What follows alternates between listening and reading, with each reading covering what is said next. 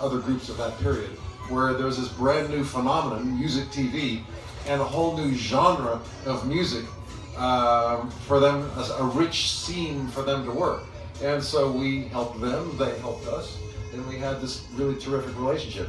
And then years later, it got to the point where MTV, they discovered that every time they play a rock and roll video, their ratings drop, so they got out of the video business. Amazing.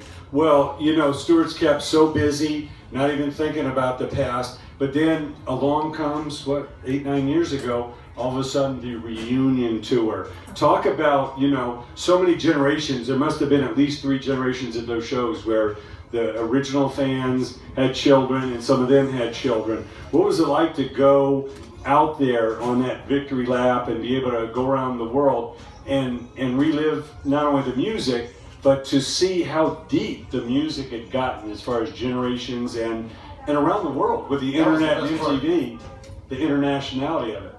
That was the best part. The best part, the music was great, but the really emotional part for the 3 of us was the response. And we had all been in the business of forgetting about the police. The P word must not be spoken.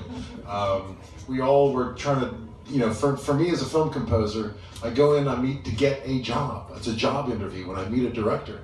And I got to sell him on my ideas. And the last thing he wants is some guy that he's a fan of. He'll take the meeting with that guy that he's a fan of, but he's not going to hire him. It's too important. There's too much, he's got to have a guy who could work for him. So I completely sublimated the whole rock star thing. Mr.